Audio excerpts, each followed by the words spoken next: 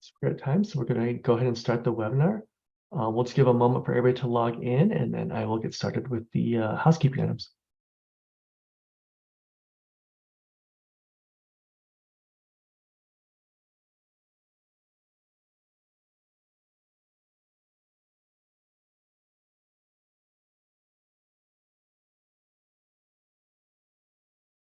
Right, looks like we have most of the people logged in, so let's go ahead and get started.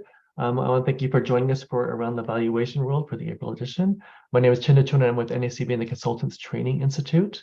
In regards to poll questions, there'll be poll questions that will pop up on your screen throughout today's webcast. Please remember to respond to all those poll questions to receive your CPE credit. CPE certificates will be available on the nacba.com portal within 7 to 10 business days after today's webcast. If you have questions during today's webinar, we ask that you use the Q&A panel in Zoom to ask questions of the presenter. If you have any technical questions throughout today's webcast, please use the chat feature, as those will be directed to me and Avery, we're both with NACBA. And with that, I'm going to turn the time over to Mel and Alina, who will get us started on today's webcast. Good morning, everyone. So good to have you here on this webcast. We've got another great program for you today. These are our correspondents that help us create the content that we bring to you each and every month, and they work hard to do that. And if you've got content that you want to bring or something, reach out to Chinda. Let us know. We can maybe find a spot for you. But our first session today is going to start with Michael Gregory. He's here with us every single month, talking about the body of knowledge. He's going to summarize some key industry headlines for us and give you the sources so you can go deeper and dig deeper into them. And then we'll move on to Lari, Masten, and Michael Mulder. Will be talking about litigation body of knowledge and some nuances there. And then we'll lead into one of the areas of challenge most of the time is DLOM discounts, with Michael Gregory interviewing Jim Turner. And one of the favorites every month is our judges panel. And then we'll finish up with two sessions, one on conclusion of value and value calculations with Ed Mofrat and Zach Meyers. And then Rod Burkert will bring us home with how do you build your practice, and introducing us to a framework called the value ladder. So welcome to this, and I'll introduce Michael Gregory right now. All right. Well, thank you very much, Mel. It's my pleasure to be here as always. In today's session, we're going to focus on 5 different articles. For those of you who don't know me, I'm a former IRS guy, worked there for 28 years, headed up business valuation for 11. And I've been working with Around the Valuation World now since 2012. It's my pleasure to be on here each month and give you a bunch of rapid fire pieces of information that maybe can help you. If you want to dig deeper, I'm going to give you the references for those, as Mel just indicated.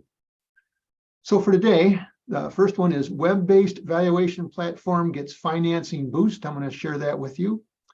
Users inspire update to the Stout DLOM calculator. The size effect is hibernating in a new paper. This is a research paper. Tell job candidates a story. It's just like you tell a story when you're talking about your given valuation. If you're interviewing people and you're trying to hire in this market and it's a lot of competition, you need to be telling a story about the firm and what you offer and what your employees offer in working for your firm. And then low cost alternative for public company data. This is something that's actually new to me. I hadn't heard of this before, and I'm just passing this along to you. So what are we going to do in terms of objectives for today? Here I have plan for the impacts of publicly funded web-based valuation platform. This is out of Europe. It's something new. It's growing exponentially, and you need to know what's out there. Reference updates to the Stout DLOM calculator. So some updates there. Many people use this, or pluralists, for data when they're taking a look at their DLOMs. Evaluate the size effect from this new paper, some things to think about. Again, choose to tell a story when you're recruiting candidates, and reference a low-cost alternative for public company data. So the first one, this is something called Valutico, V-A-L-U-T-I-C-O. I hadn't heard of this before. It's an all-in-one valuation platform. They're doing so well, they just went public. And they released this investors with 7 figures. Again, it's not just a simple calculator. It's a qualitative analysis. And now think about this with artificial intelligence, automatically selecting market comps, pulling suggested transactions, estimating costs of capital, and creating reports. It was launched in 2017. Today it has over 60 employees. It's based in Vienna, Austria, with subs in the United States and the UK. They currently have 600 clients in 85 countries.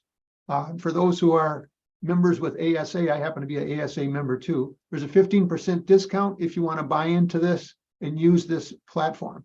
So I don't know anything about it other than what's written here. I have a link to additional information on it, but that's out there and is something that you should be aware of.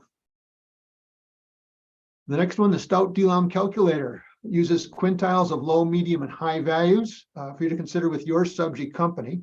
And they consider the size, the balance sheet risk characteristics, profitability characteristics, and market risk characteristics. This has been updated with Stout. So if you're using Stout, you want to be using the new Stout DLOM calculator. And it's used to compute discounts for lack of marketability.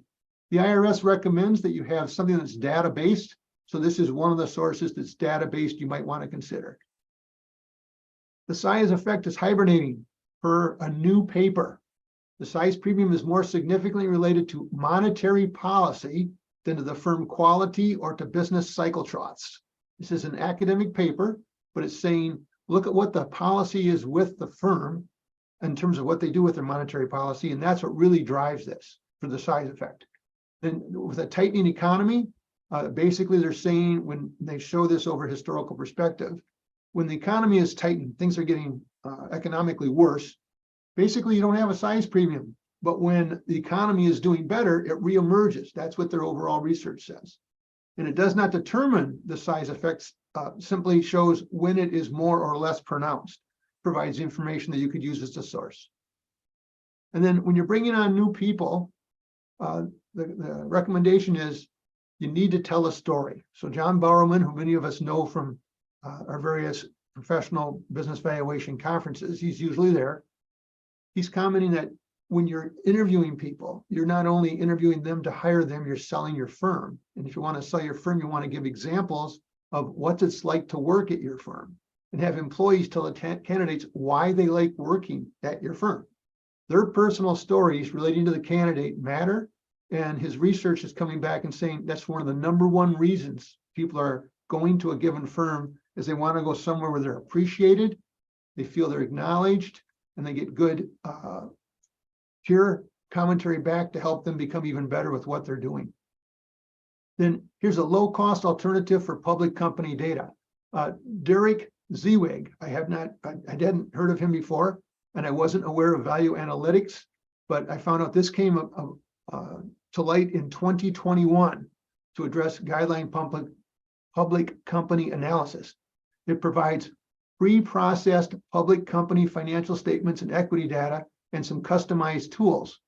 BVR offers an Excel add-in. I just was looking at that this morning before we came into the session just to see what that looked like. And they provide, you can get some example demos for you. It provides direct access to financial equity and company profile data. The price of it is $4.95 a year.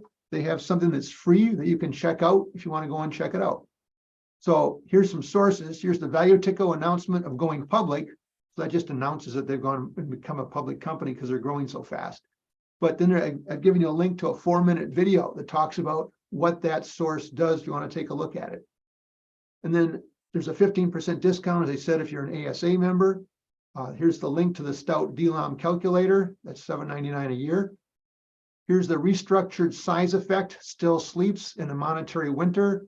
That's, again, a research paper you might want to take a look at. And then here's John Bowerman's website, where he's talking about the article I just told you about, but that's his website if you want to know more about him. And then finally, on the Value Analytics Excel add-on, this is the add-on. It's, again, $4.95 for that if you're interested. And these are the sources I look at each month. So BV Wire, BV Update, the Value Examiner, NACFA CTI training summaries, valuation products and services, the IRS, and some other sources. We're going to have an interview here with Jim Turner a little bit regarding an article that was in the Value Examiner Monthly a little bit later in our today's session. And again, that's my contact information. So if you want to reach out to me, that's my phone number, that's my email, and I'd be glad to assist if you have any questions or concerns. And with that, I'm going to pass it back to you, Mel. Thanks, Mike. It's great having you today. So now make sure we have our first polling questions. Everyone make sure that you respond to that. And our next session, we're going to have Lari Masten, Michael Mulder, and TJ, and they are going to talk about a sock and a sock, or a sock and a shoe, how not to be hidebound in valuation and financial forensics. So, Lari, are you there? Yes. You can take it from here. Thank Excellent. you. Thank you, Alina. And unfortunately, TJ is not going to be with us today. He had something come up, but Michael, I hope we can carry the mantle for him, so to speak. We will do our best. Excellent. So we appreciate your time. We have you for about 25 minutes right now. And I just want to start off with the title of our presentation, a sock, a shoe, and a shoe, is based on, I'm going to advance a couple of these slides while I'm talking. It's based on a snippet from an old Archie Bunker episode. And we're not going to take the time today to do it. You might have seen us at conference where we actually played these. They're very funny. So for brevity, we're not going to go into the clips, but if you've never seen this series, it's very funny. Basically, Archie Bunker and Meathead are going on a fishing trip, and hilarity ensues with starting off with Meathead sleeping in and not doing things the way that Archie Bunker wants them done. But kind of in a nutshell, what's cool about this is how it's relevant to us today is that it illustrates how we find ourselves kind of bound by habits. And when we do that, we close the doors on evolving. And when it comes to running evaluation and litigation services practice, we want an open door because there's so many things that are out there that are changing. And Michael and I have gone through and we have presented this topic a couple of times where we've freshened it up and changed it because things are just constantly changing. And that's the whole intent of this series, is just to illustrate some things that, maybe you've been doing things and you haven't had time, you haven't looked up from your desk in a couple of months, but we want to put some things kind of just in the forefront of your mind. Maybe it will kind of serve to change what you're doing. Now, Michael, before we go forward with our topic, we have 5 topic areas. I just want to say the sock, shoe conundrum. I've thought a lot about this, and every time we present on this topic, I kind of changed my mind a little bit. Is putting on 2 socks and then 2 shoes, or left and right, the right way to do it. And my new take is that it should be sock, pants, shoe. And that way you're not wrinkling up the bottom of your pants when you're putting your socks on. But there's always a consideration that what you're about to do should change your decision making. So maybe the sock, pants, shoe doesn't count when you're getting ready to go, bicycling or something like that, right? And, for me, the big difference is whether I'm wearing long pants or shorts. And that's so, at the risk of too much information. But one of the things, and I hadn't really thought about it before, but because when I viewed the clips from All in the Family, I had always thought of it as just an adversarial thing between Archie and his son-in-law. But when we look at it from the perspective of the BVFLS community, it's also a generational shift. Mm-hmm. And I think there are a lot of things that we of a certain age have always taken as gospel, and there's no reason and no desire to change it because it's always worked. Whereas a younger generation coming in is looking at things differently and adopting primarily technological issues that can sort of change the way we do the work. And so. Yeah, absolutely. And still just kind of thinking back to All in the Family, speaking of dysfunctional families, it's kind of a pun right here.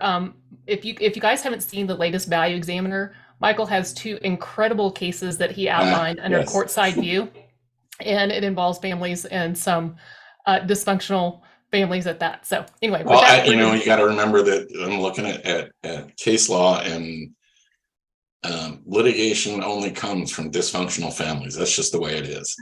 People get along, they compromise, and you never hear about it. Excellent. Well, excellent point. Well, that that has to prevail, right?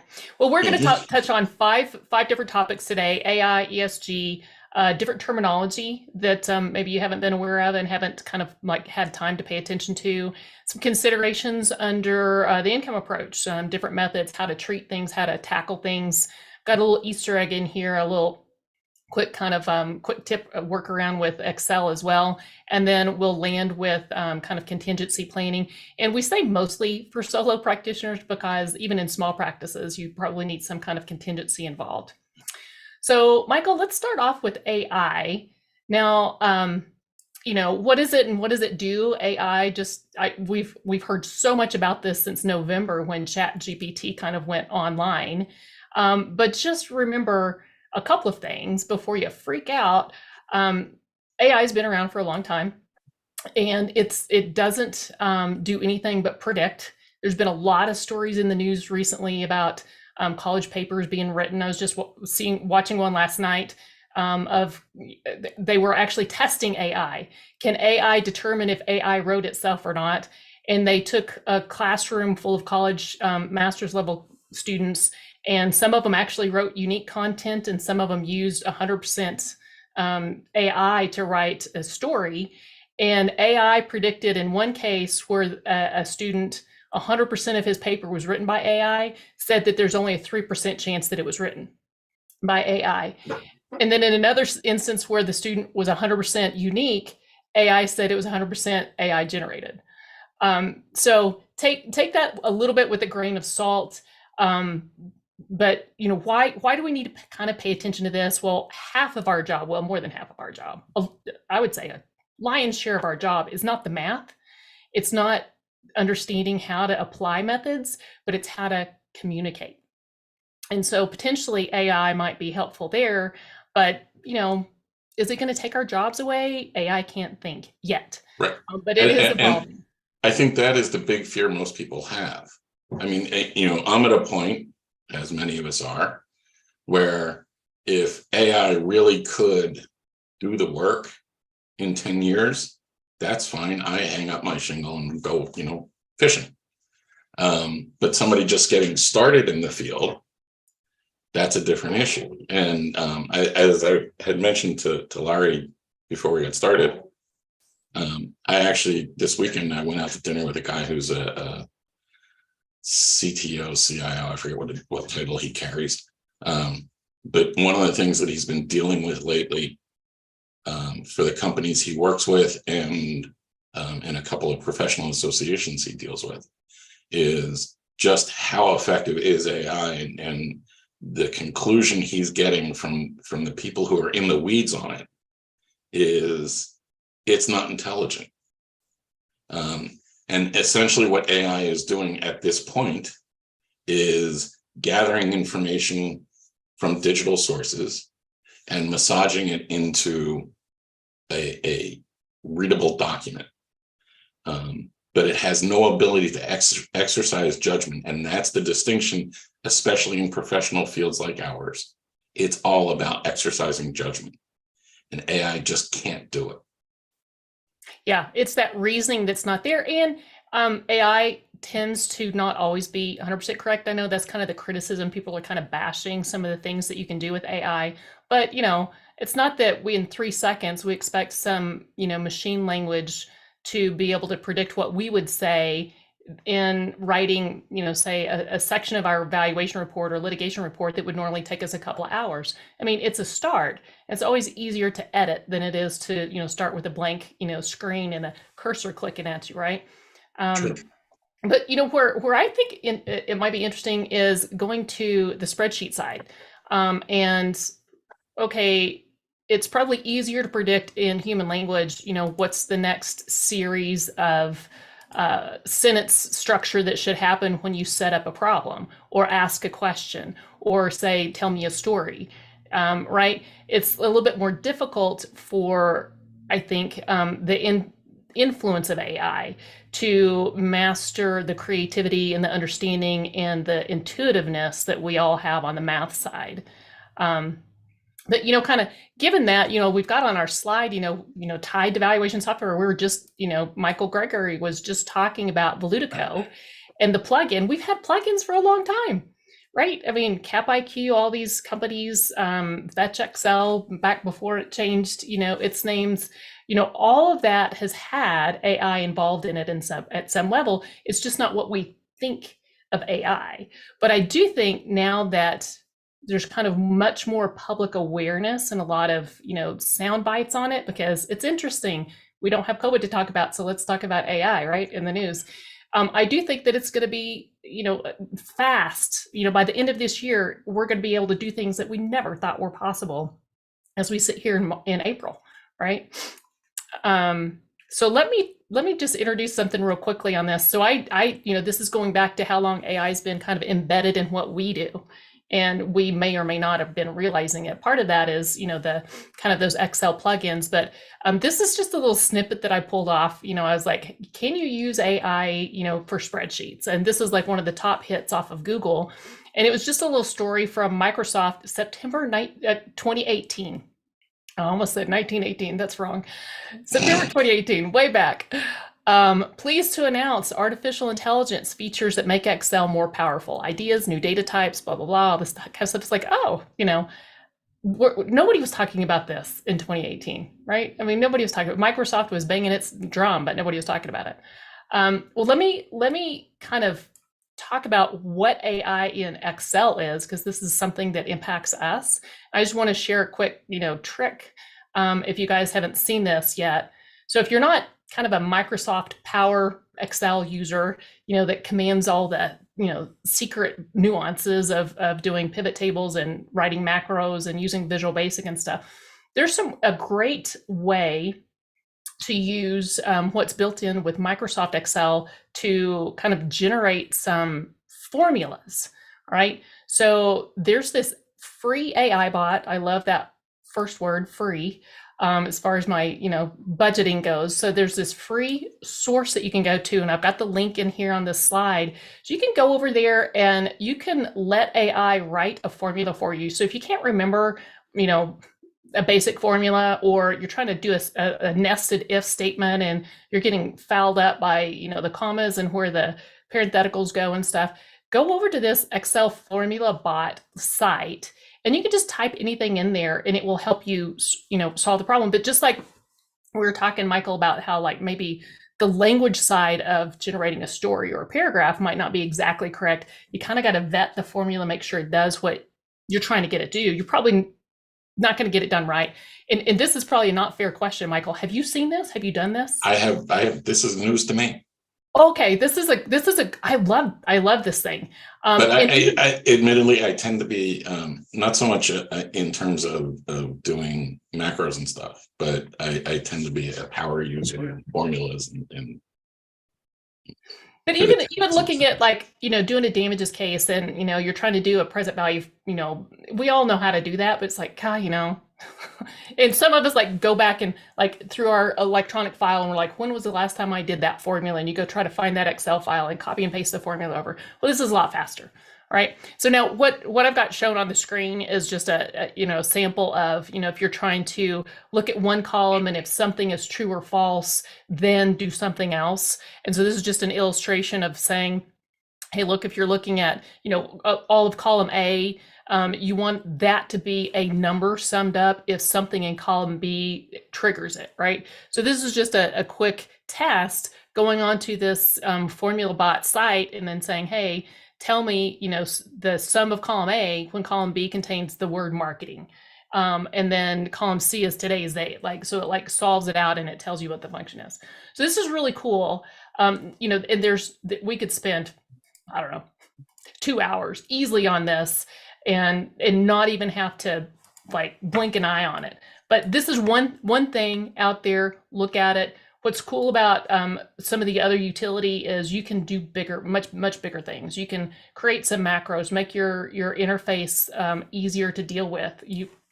If you're one of those people who has Excel files, and workbooks created for different purposes, maybe doing an interface at the very beginning to intake the new client information to help populate stuff. But this is a great resource to do that. Okay, so let's switch gears a little bit. More to come on the AI stuff, because there's a lot of things that we can do there. That is truly a constantly changing topic. Oh yeah, absolutely. ESG, now this is nothing new. And we talked about this at our conference. Now, one of the things that has happened since we last talked about this, is first, here in the US, we really don't have to deal with it, but we kind of deal with it all the time anyway. When we're looking at things like, our company specific risk, maybe we're not calling it ESG risk, but we're looking at how does management do things? How do they treat things? How are things different?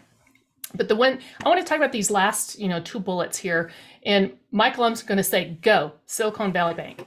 Well, so I got to say, I don't do a whole lot of startup valuation work.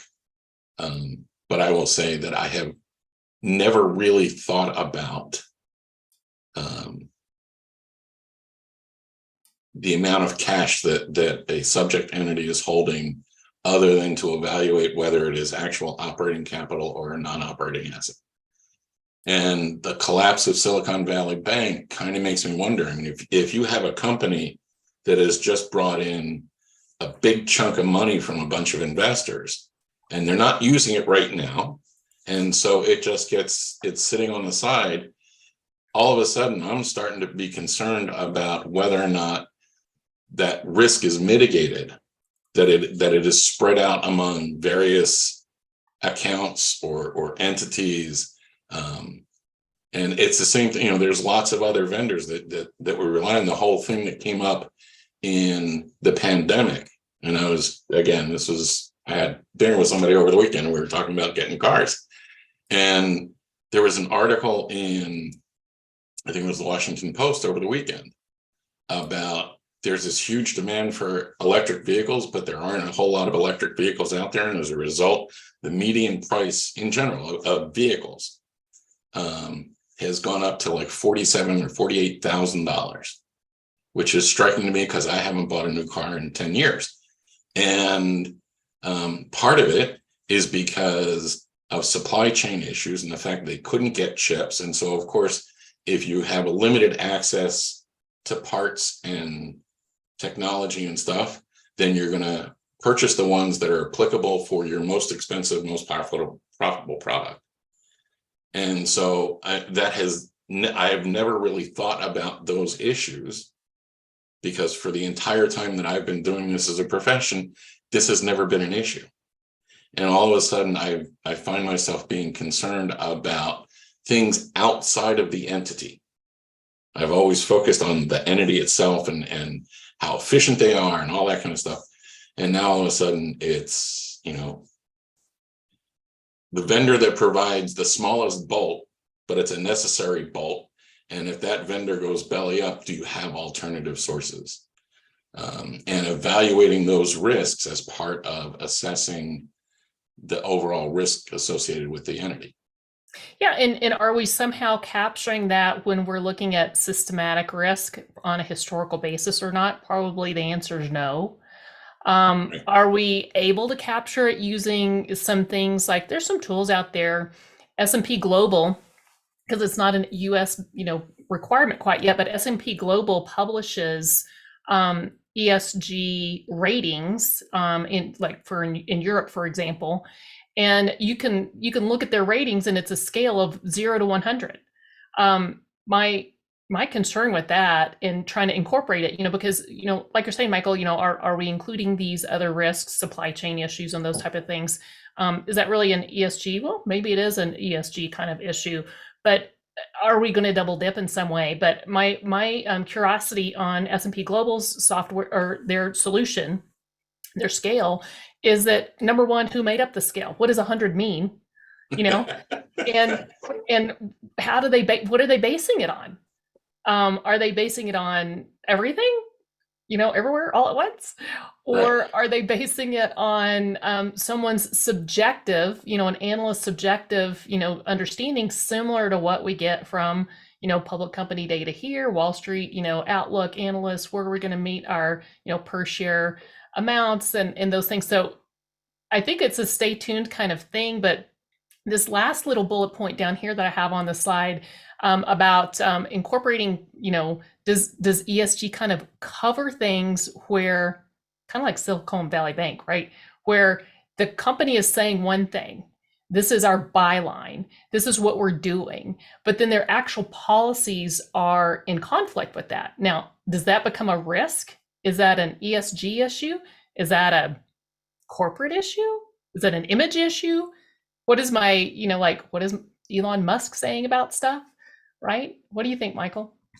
Well, that certainly is the classic example. I mean, Twitter was having its issues, but it basically, for the most part, was holding on to subscribers. And then Elon Musk comes in and basically turns everything on its head. And now there are any number of people who are dropping their Twitter accounts and they're refusing to buy Teslas because this guy is involved with it. And so, that kind of behavior does become an issue in terms of forecasting, because if we're forecasting off of prior experience and something disruptive has happened, we can't necessarily trust those forecasts. I think you're right. I think the bottom line is, though, that this kind of like AI should not be something that people are running around with their hair on fire. We still have to put risk somewhere. It's either in the numerator or it's in the denominator, and what moniker we give it, the name we give it, how we capture it. Still, at the end of the day, we just have to make sure that we're capturing the right risk for the right, benefit stream, or for the purpose or the standard of value or whatever it is that we're facing. We just don't want to double dip, right? And my concern is that AI is coming out so fast that we will have some way to say, hey, here's my ESG rating, and it's going to be incorporated in my discount rate, but we won't know what it's capturing. And there is a note to you, I think, Michael, in our chat box. Yeah, I see that. I am not making judge. I've never been a Twitter fan, but it is what it is. Let's move on. Yeah. I want to talk about terminology. We've got a few more minutes. We've got about 7 minutes. I want to talk about terminology just to bring a couple of things to light. I think by now everyone's aware of that new international glossary that came out in February of 2022. It actually came out in 2021. They made a couple of revisions. Final version out in 2022. And that one is kind of sanctioned, if you want to say. I don't know if I should say sanctioned, but adopted. There we go. By AS, for what we care about, it's by ASA. And if anybody does any work up in Canada, the Canadian Business Valuation Institute has adopted it as well. RICS here in the US as well, mostly European. Anyway, here's the takeaway, though, is what we had originally, or forever, since 2001, I think is the first time we incorporated it in the ASA and AICPA did in our standards. 2021 versus 2022 versus 2001. So there's a couple of things, just a few terminology examples that I want to pick up, because this is kind of like the sock, shoe thing. Where do you put them on? Left, right? Are you wearing shorts? Do you put the socks on, then your pants, whatever? Pay attention to how terminology is changing. This one in particular is one that I think is worthy of kind of bringing up, is that in our older, the 2001 glossary that is still ours, it's still, live document that we have attached to our professional standards, talks about what's the definition of a minority interest. And it uses the term minority, defines it, ownership less than 50%. So it's pure based on, so if you think about voting rights, this seems to be reaching towards, it's a voting right kind of concept. Less than 50%, 2021, the new glossary, this term's not even in there. I'm in the camp that this is a good thing, because minority interest doesn't really describe what we're trying to capture. What we're trying to capture is a non-controlling minority interest. The terminology is kind of fallen out of favor. 2001 definition was blank, because we didn't define it in 2001 as non-controlling, but the new glossary that has been adopted by some organizations has defined a non-controlling interest kind of very similar, but it's an ownership interest that lacks control of the business. And I think that's an important distinction, don't you think, Michael? Because it's one thing to vote, but it's also a different thing to say, I can hire and fire people. I, control the advertising budget. Well, that's and I know I talked about this when we did this for one of the conferences. I don't remember which one, but I had this was when I was a litigator before I was doing valuation work.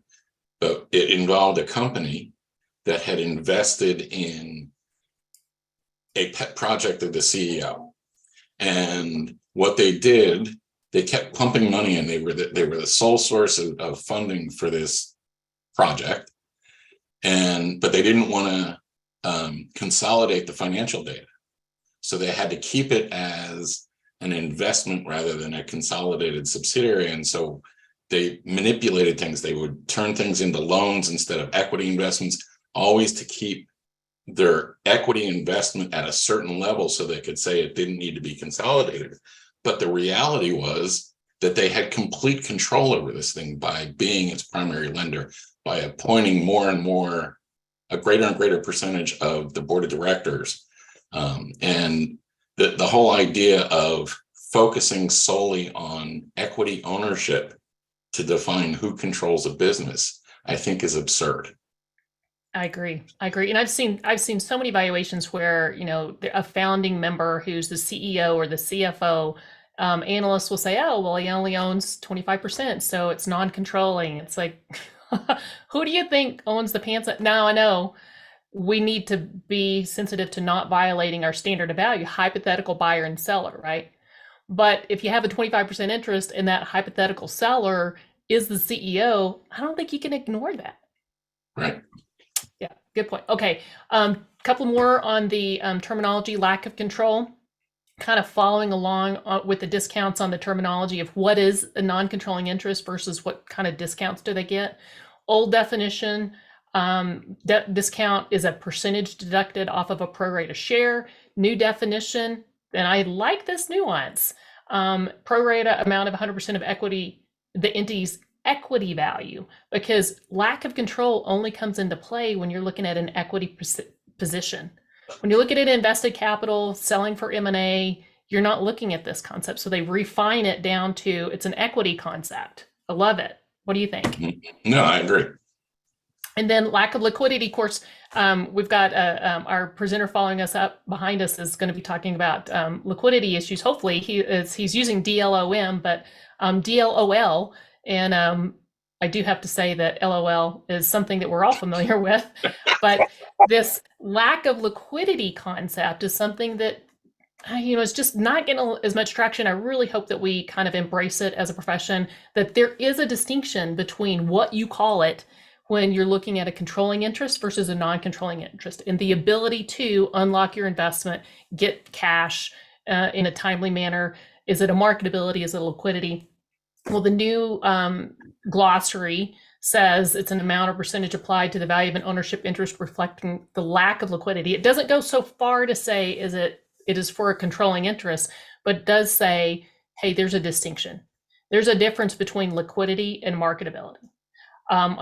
We do have a quick question. We've only got like 2 minutes left, and so I want to grab that. 250% interests, are they considered minority or not? I think that's a push. That is so facts and circumstances centric, right?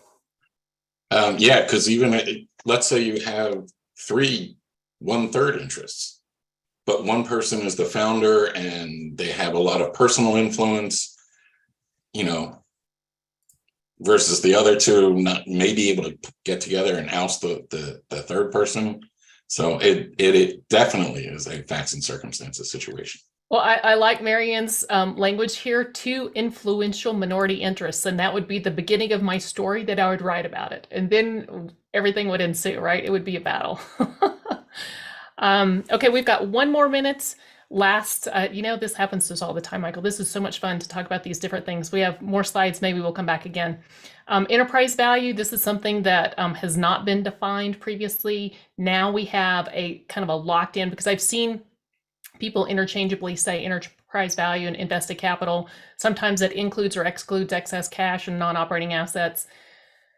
Our, NACFA's glossary hasn't adopted any change, but this is interesting that the new definition says, hey, basically it's invested capital, typically adjusted to remove all or portion of cash and cash equivalents and non-operating assets. So even if we don't have that in our glossary, it is something that we need to be aware of. So when you're looking at someone's report and they're using the term invested market value of invested capital, understand that there is a definition out there. And if they're using it correctly, that's great.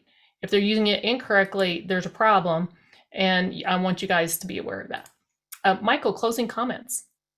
There's never enough time. There's always more stuff to talk about. Excellent.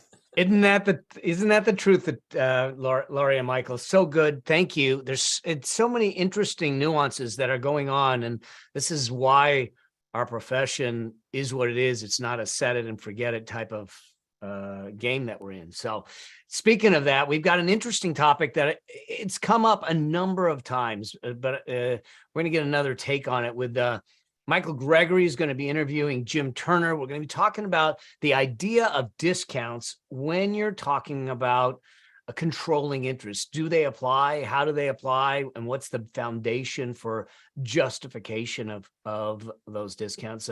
Michael, are you there?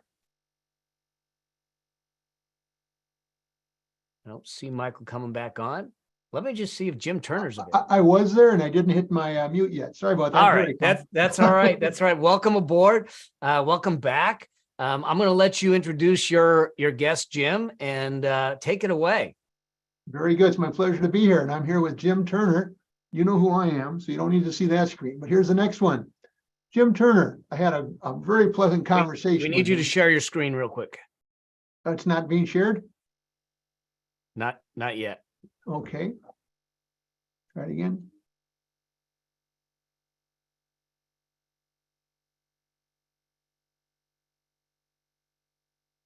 You see it now?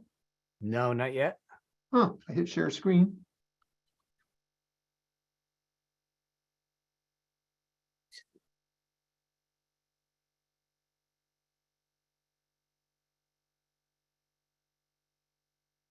Do you see it now?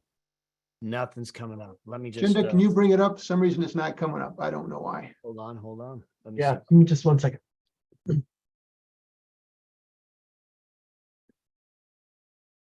There we go. I'm on slide 41, 42. You're good. You're good now. Okay, thank you, Chinda. I'll just say next slide as we go through this. Well, I'm here with Jim Turner. Can you see Jim okay? We can see both of you. Okay, great. Well, thank you. Thank you, everybody, for the technical patience with us here, too. But I had a very pleasant conversation with Jim Turner about an article that he wrote here for the Value Examiner. He's a CPA, a CPA, a CVA, and also, very importantly here in my mind, a member of the International Business Brokers Association. So he's looking at and saying, what do brokers tell me working in the smaller end of the valuation spectrum? I think that's really important because what he's going to talk about here with return on investment is right on point with, well, what does the market show me? What does it tell me as I'm trying to value a controlling interest? He's the founder and president of Turner Business Appraisers. He's located in the metropolitan area of Charlotte, North Carolina. You can see what he focuses on. He focuses on strategic consulting on business valuation, small business mergers and acquisitions, and he also gets involved with local government property tax audits. So with that, let's go to the next slide. And with that, I'm going to say, Jim, is there anything else you want to say about your background? Well, first of all, let me say thank you to Michael Gregory for reaching out, or I may have reached out to him, I can't remember, and a few months ago, and we had a very pleasant conversation, and he presented me with this opportunity to present here. And as I mentioned to some of the other folks on this call earlier, they are like the Hall of Fame for me, because I remember 14 or so years ago going through the NACBA class, and a lot of these folks that I'm speaking with today were the authors of the textbooks, if you will. So, but as far as my background, as you mentioned earlier, Michael, I'm still doing some property tax audit work, but my career started in public accounting. And like many of you all probably started in public accounting. And then I segued over into, after I couldn't take the pain of public accounting, I segued over to a Fortune 500 company, and I was a finance manager for a few years. And then I saw a fork in the road, and I didn't do what Joe DiMaggio said. He said, when you see a fork in the road, pick it up. But I actually saw the fork, and I took a different path. So I took the path of valuation by taking a job with a county in the greater Charlotte metro area that needed to revive their property tax audit program, which is basically merging merging skills as a CPA with valuation of equipment. And I was trained by the Department of Revenue in valuation of equipment, and that was very interesting to me, synthesizing the skills that I had received as a CPA and through the experiences of a CPA with valuation. And so, yeah, that's right. It was Yogi Berra with the fork in the road. Thank you, Chanda. You're right. It wasn't DiMaggio. And so at any rate, synthesizing those skills from both disciplines, and then growing and evolving over the years from valuing machinery and equipment to valuing businesses. I saw that as the next progression, and I founded a firm in June of 2000 to do audit work and equipment appraisal work, and then later valuation work, business valuation. And so that's a little bit about my background. I have a wife and 2 children, and we enjoy a lot of hiking, biking, board games, and we give out bags of hope, is what we call them, to folks who are in need. So enjoy doing all those things. But it's a pleasure to be here today. And well, this article you wrote in the Valuation Examiner, the DLOM Conundrum, measuring marketability discounts for controlling interest. Why did you write that article? Well, it's a good question.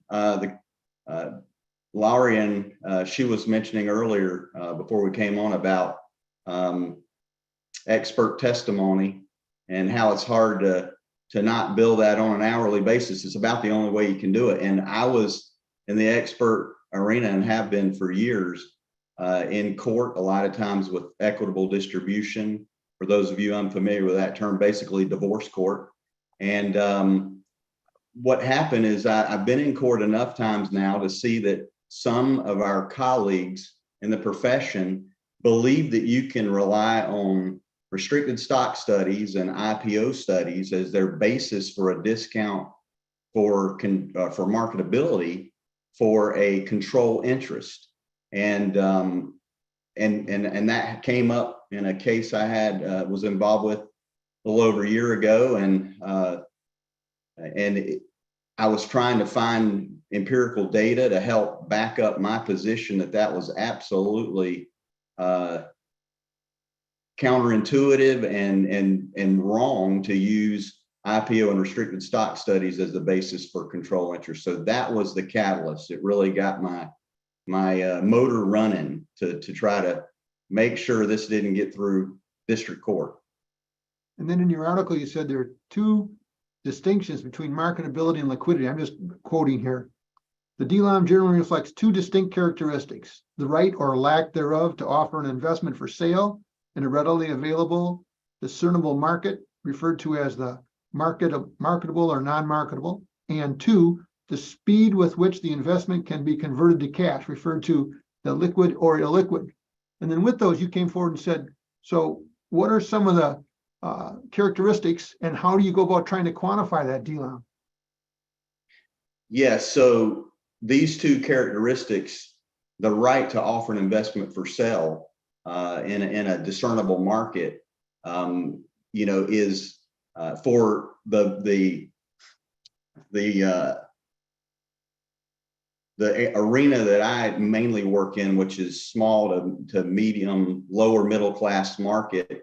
There is a discernible market for 100% control interest, because you can, there are several different web venues now where you can sell 100% control interest. So those interests would be marketable, but anything less than 100% interest for private equity tends to not have, you don't have the ability to take it to market. And of course, if you're a non-controlling interest, then you have to, not only is there a market, but can you even legally take it to market, or there's some issues with your, maybe your shareholder agreement or your member agreement. So that's the first point. The second point is what Lari was mentioning earlier, is this discount for lack of liquidity, which is, you know, been buried in and combined with discount for lack of marketability. But there are two distinct characteristics, and this second characteristic is the one that can affect, in my opinion, it can affect even a control interest, because our benchmark is the 3-day classic time that you can sell a minority interest in a publicly traded stock, because that's where you know, what we're getting our cost of capital from that data.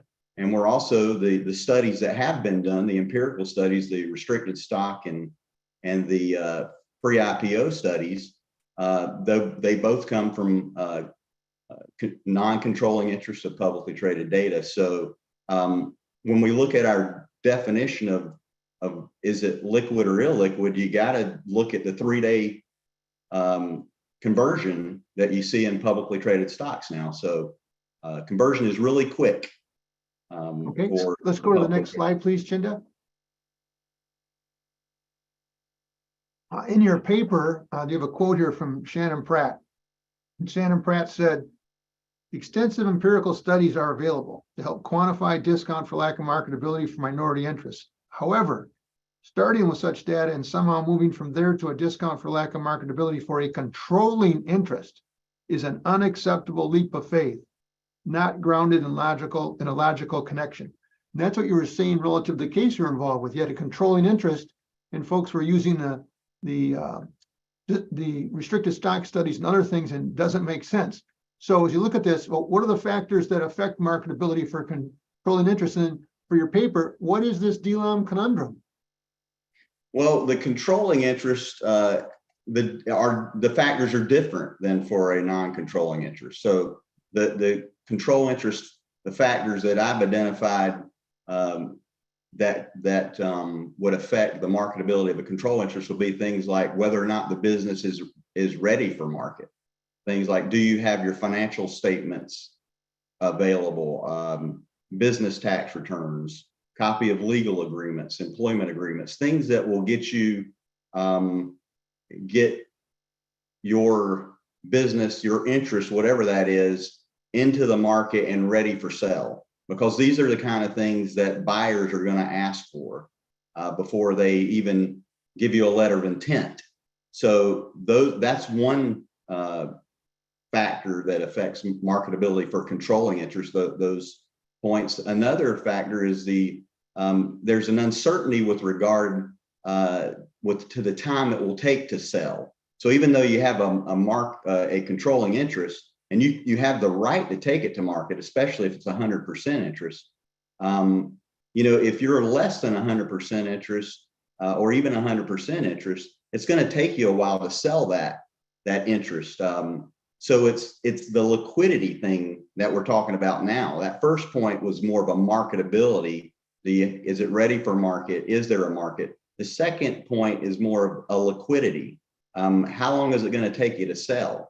And that's going to affect your rate of return. And that's ultimately what a hypothetical seller is thinking about, and the hypothetical buyer. The last point is the ability of the company to pay cash dividends or distributions, which can completely mitigate the discount for lack of marketability. Again, I believe it can mitigate the discount for lack of marketability for a non-control or a control interest. Because if I can get a 25% return on my money, and by just collecting my distribution, I don't know that there is a discount for marketability or liquidity for that matter. So I hope that helps. Okay, and then you put together an example in terms of what is a logical approach to this issue. Let me go to the next slide. Why don't you talk about this $1 million divorce case? And what you did is you have two different slides here. We'll go through these one at a time, scenario 1 and scenario 2. Why don't you talk about what happens with this $1 million case? And note there's a footnote in the bottom down there about how this was being addressed. But go right ahead, Jim. So in this first scenario, this is a hypothetical, but it's very similar to what I've seen in court and in work myself. As one person asked a question earlier about a 50-50 interest. I've seen that before. So going to this particular scenario, it's the scenario, as Michael said, was we have a $1 million company. It's been valued by Valerie Valuator, and Valerie has taken a 20% discount on the sales price of a 51% controlling interest. The other important point to point out here is that there were distributions being paid of $200,000 a year. So by just taking the pro rata share of the distributions, I'm going to presume this is an S corp, one class of stock, they're going to get 51%. You can see the distributions to the 51% is going to be 102,000. So Valerie Valuator went ahead and took a 20% discount for lack of marketability, presuming that a 50% interest would have a discount for lack of marketability, but without really quantifying that to see if it makes sense. So what I do in this scenario is I say, okay, initial outlay is going to be $408,000. That would be the 51% interest normally at pro rata of $1 million would be $510,000, but with the 20% discount, it's $408,000. So we assume a discount to 408 is the way to develop this formula. 408 is your initial outlay. Year 1, you get the distributions while you're waiting on your money, the final sell of the business. Year 2, or your 51% interest. Year 2, you get the sales price, which at that time you're going to get the pro rata share that you own. You're going to get it, the 510,000, which is 51% of $1 million.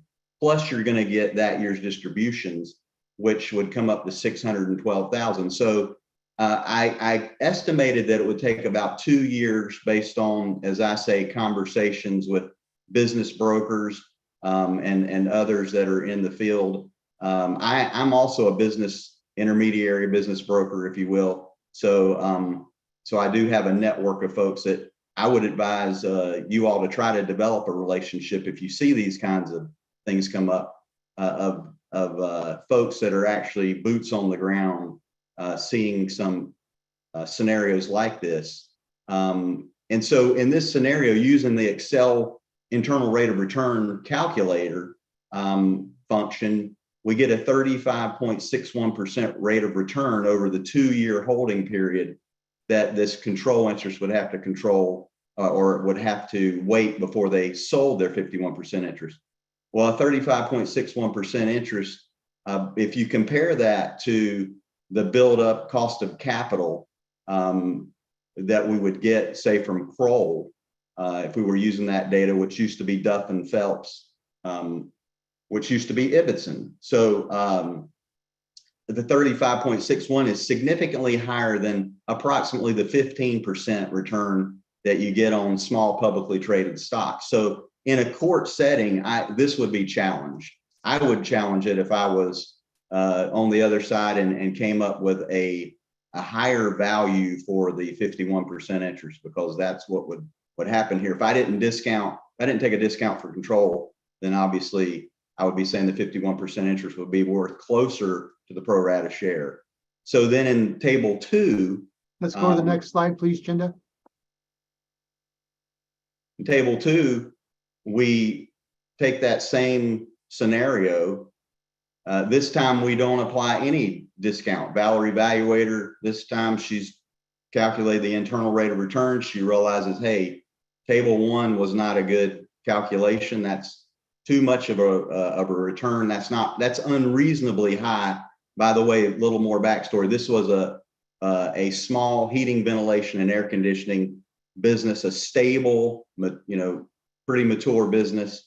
So 35% would have been exorbitant, but 20%, that begins to come more in line for a small privately held business. We would expect that the rate of return to the seller would be higher than what they could get and to the buyer. 20% is within the realm of reason.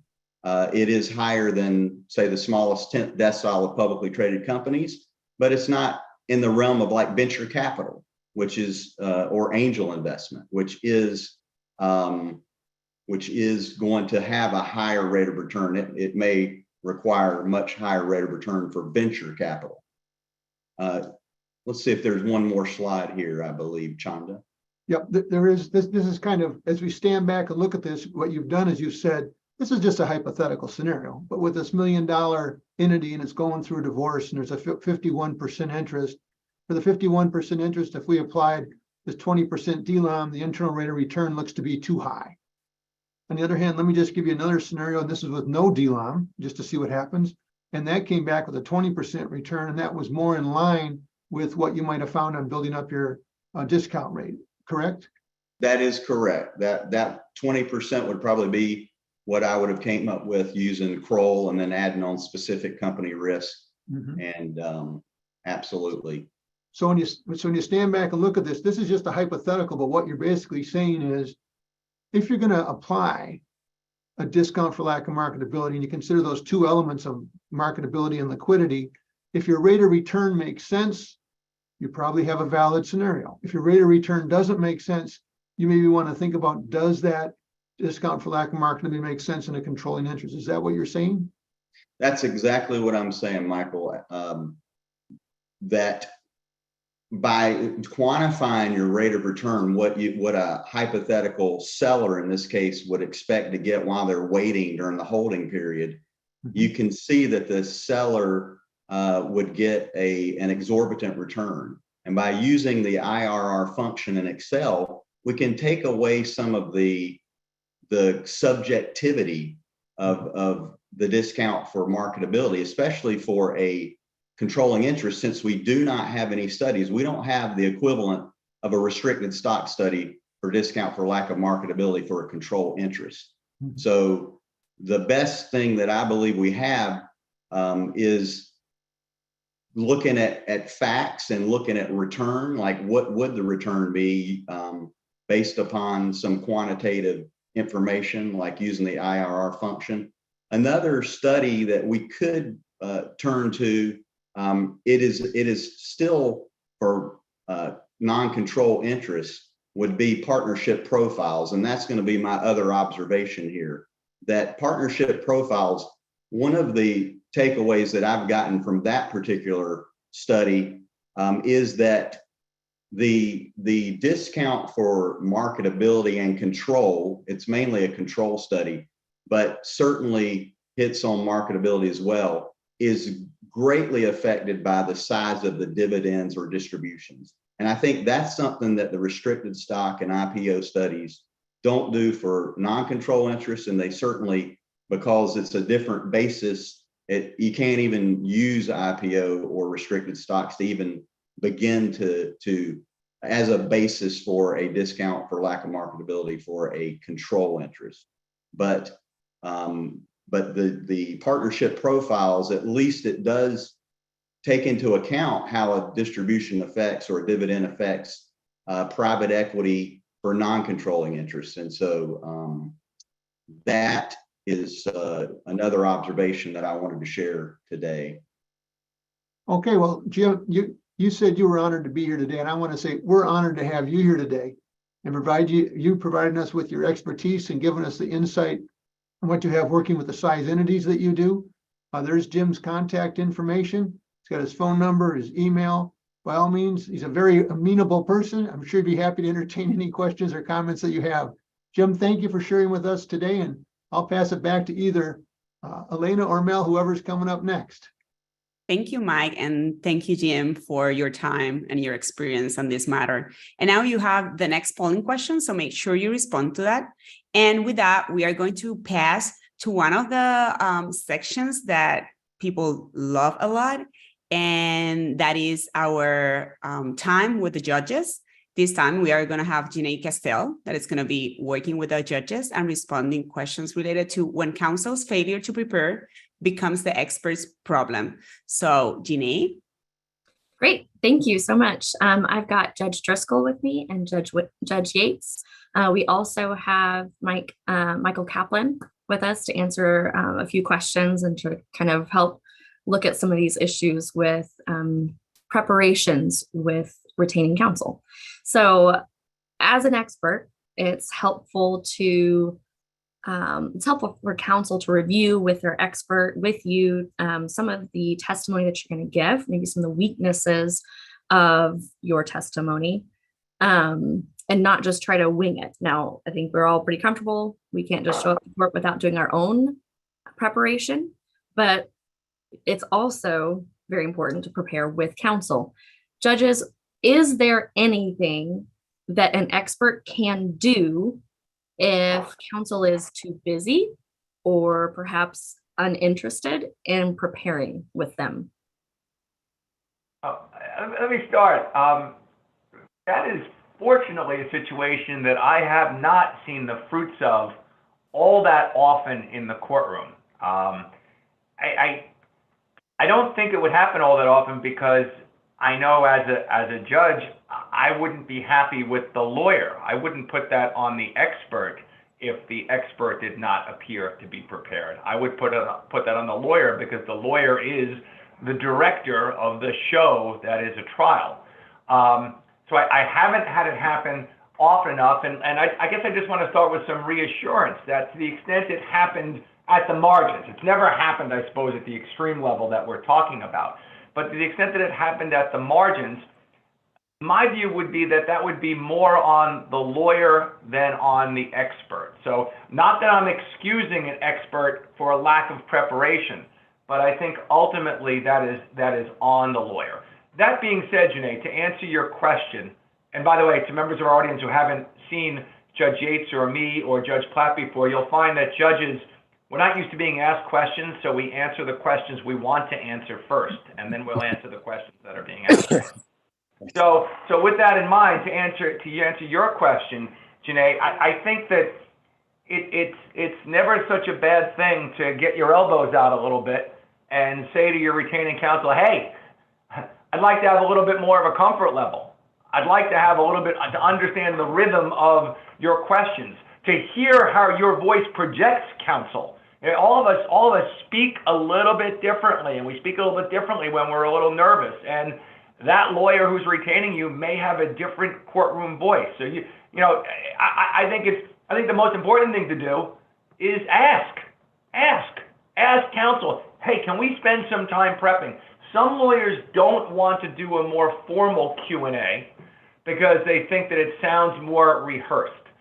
When I was trying cases, I was not of that view. I was of the view that I wanted you to hear not only my voice, but I wanted you to hear the question that I was forming. Perhaps my question I asked in the courtroom wouldn't be the same, but it was not a discussion. It was a question. It was a question. I'd be standing as I asked the question, and you'd be seated just as you'd be on the witness stand.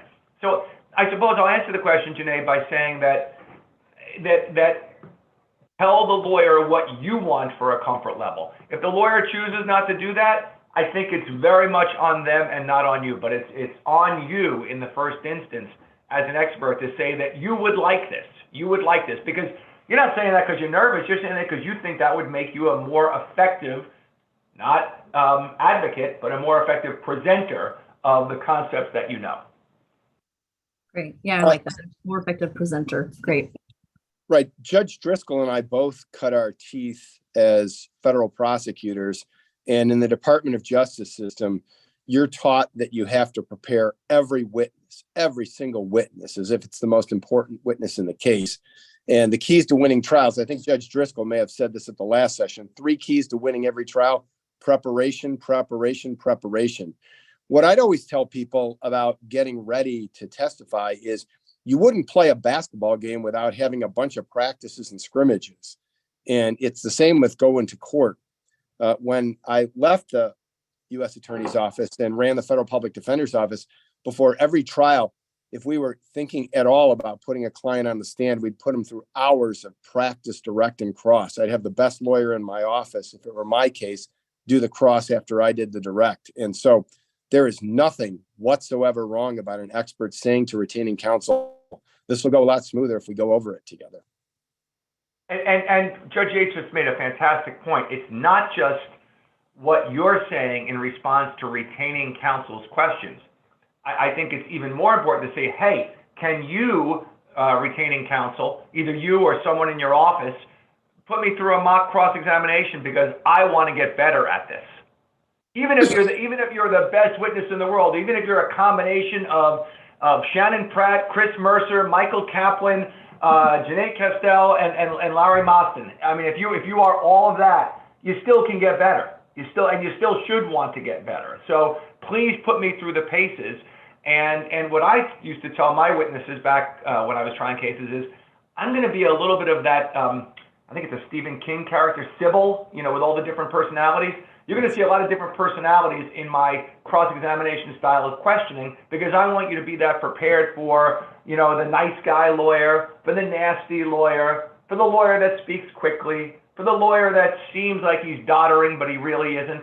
So I would ask retaining counsel, please give me not only as many questions, but as many styles of questions as possible. Very good. Very good. Now, you touched a little bit on preparing and the types of questions and what you may ask from counsel.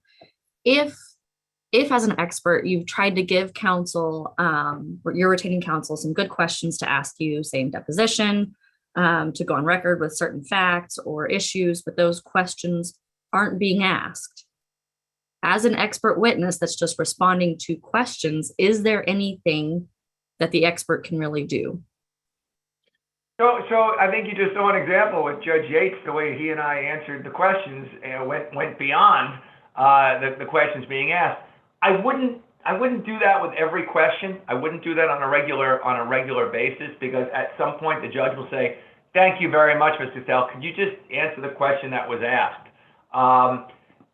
If the question that's being asked doesn't give you the ability to be the teacher, once or twice during the examination, you might want to say, if I may, Your Honor, I'm even going to go beyond that question because I think it requires me to explain a little bit further.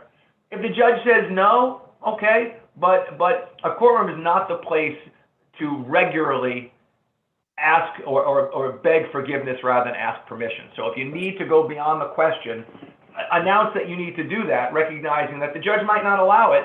But if that's the case, again, that's not on you. That's on retaining counsel for not teeing things up the right way for you.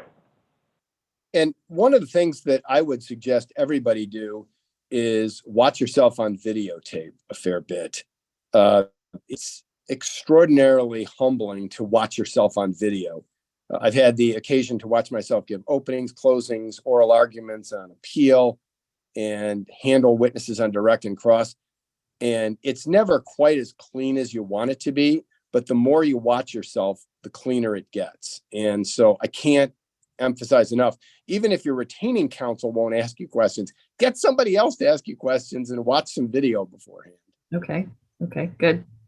That's exactly right. That's a cousin of what Judge Yates and I tell lawyers and young lawyers when we teach them, and that is to video yourself making an argument, to video yourself asking questions, because for all of us, not just for experts, for all of us, for those of us who are teachers, and I'm sure Michael Kaplan agrees with this sentiment also, we think we know everything so well, and it's only when we watch ourselves a little bit and recognize, oh my gosh, I'm speaking quickly, or I'm tripping over that word, or I didn't explain anything. So if you don't want to, or if you don't have time, well, you should always have time to video yourself. Even short of that, just, rehearse through, just when you're driving in your car, or if you're, I don't know, at the gym, rehearse through your testimony. If you want to cover yourself so no one thinks you're crazy, just hold your phone to your ear and make it sound like you're having a conversation. You should, to get that voice and get that cadence as best you can. You want to practice without appearing overly rehearsed. Right. I know there are some tools that will allow experts and attorneys to do this sort of thing. At PowerPoint, you have, you can rehearse in PowerPoint and record and then play back how that looks, and they'll even give you some feedback. I think like Lari and Michael were talking about with AI, various AI, there's various softwares and things that you can go through to help rehearse, prepare, even if you can't find someone maybe to video with you, there may be a way that you can practice otherwise. So I think it's a really great tip. And Janae, I'm going to really take Judge's prerogative, because this whole subject of AI and Chat GPT is sweeping through my profession and Judge Yates's profession. So it's so interesting to hear that it's a concern of the folks who are our audience here today and who are our co-presenters, but not lawyers and judges. I am sure at cocktail parties and the like, you're all asked the question, oh, well, your field is going to be replaced by AI. And you're not alone if you've been asked that question by friends. I've been asked that question. Well, there's going to be AI for that, that's going to be judging. And I say, not in my lifetime and not in my children's lifetime, because the ability to tell truth from not truth, the ability to relate, the ability to explain this to that is I believe, a uniquely human experience that AI has not replicated. AI has not replicated the hug of a mother for a child. AI has not been able to replicate the deep dispute between spouses over something so incredibly stupid from 5 years ago. So even in a technical world, which is a world that you're all living in and living in when you come into our courtrooms, it's still something where, as you've all heard me say this, we're still telling stories around the campfire. We're still trying to relate things that we know to things we don't know and explain what we don't know by what we do know. And that, I think, is still a uniquely human experience. So I don't know. That's my prediction for at least the next 20 to 30 years, which is all of our professional lifetimes, I think. Yeah, and for what it's worth, I want to pick up on Judge Driscoll's point, because he's exactly right. I hate to say it, but I talk to jurors after every trial, and their weight that they give expert testimony often depends on how much they like an expert, or how personable they think the expert is, or how accessible the expert's views seem to them to be. And AI can't replicate that. The really good expert witnesses who can take the stand and just be spellbinding will never be replaced. Okay. So use AI to test your conclusions rather than make your conclusions. Right. Absolutely. Yeah. It's interesting to me that that it's coming up in the realm of judges and judgment, because what was discussed and what I believe as well in the last segment was that AI can't really replicate that judgment. So that's it's interesting. It's interesting. I'm glad that you brought that up. That is fascinating. If AI can make Michael Kaplan's pastrami sandwich metaphor any better, maybe I'll feel differently. But I can't imagine anybody comes up with a metaphor that good. Fabulous. Michael, can I ask you a quick question? We've been talking from the judge's perspective and what they see. How do you best help counsel prepare with you for your testimony? Great question, and thank you for asking me.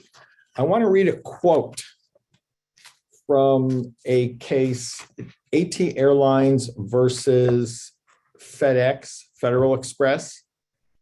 And the quote from that case is, if a party's lawyer cannot understand the testimony of the party's own expert, the testimony should be withheld from the jury. Evidence unintelligible to the trier or triers of fact has no place in a trial. And if you need the cite, I can send it to you. What does that tell me? That tells me that the time that I spend in preparation with my retaining counsel is a great portion of that time is my preparing counsel to understand the key issues in my testimony, so that he or she, when they have me in the courtroom, can ask the right questions to elicit the direct testimony that needs to be elicited. I had an attorney who was willing to spend very little time with me in preparing. It was the first time I ever did a case with her. She put me on the witness stand. Oh, by the way, she told me to be at the courtroom at noon on Friday. Friday was the 5th day of trial. I was the last plaintiff's witness in this case. And when she came out of that courtroom at noon, she pulled me aside. She said, "The judge told me that I've done absolutely nothing to prove my case. Michael, you are my last witness. I am relying upon you to prove the case for me." Well, I'm thinking, what have I got to lose? I mean, I have nothing to lose on this, but this is an opportunity to shine.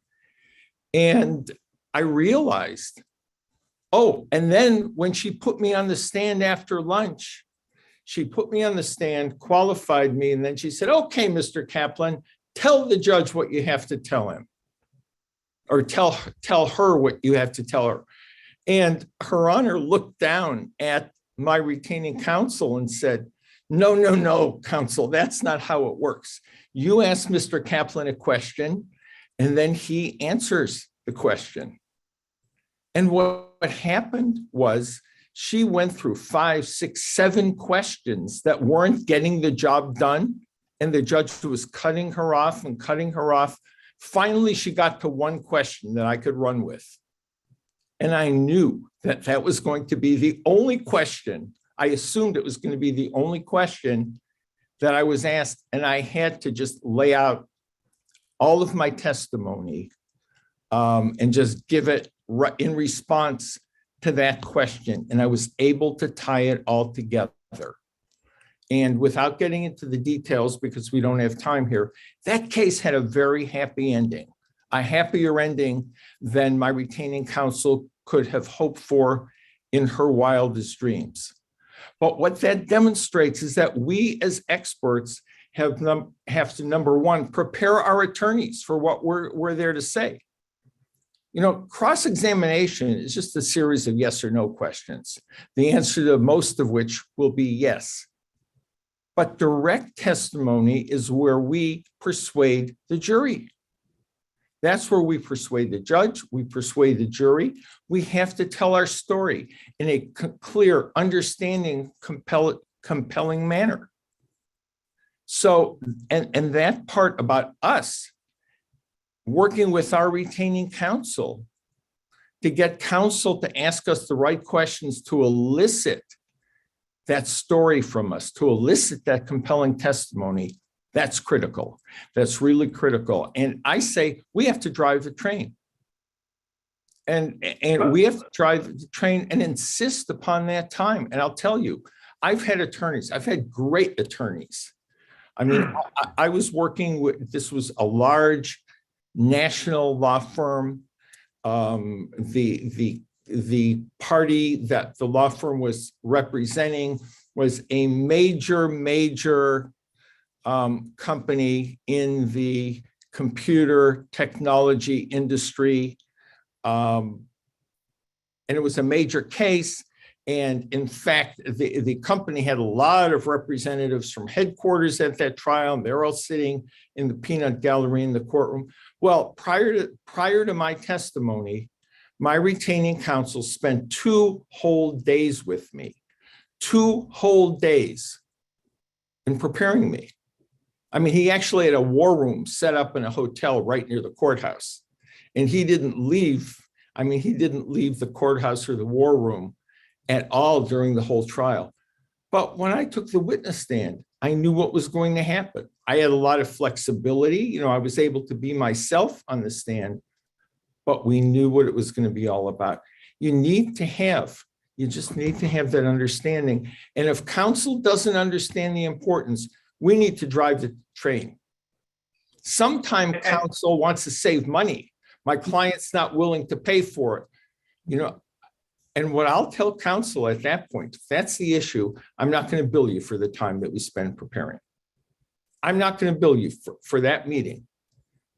You know, and what that does is that diffuses that objection. but I think I've used up my time. But it's critical, absolutely critical, because if things go south, we're the ones who get thrown under the bus, and we don't want that to happen. That being said, remember, the judge sees the lawyers more frequently, and the lawyers are the ones who are worried about their reputation in front of the judge. Michael makes one point, which I just want to emphasize, and that is, make clear at the beginning of your relationship with the retaining counsel that you expect preparation time. And if they buck, as Michael said, you can always say, well, that's on the arm. But create those expectations. My wife last night asked me to go shopping with her for some containers for our pantry.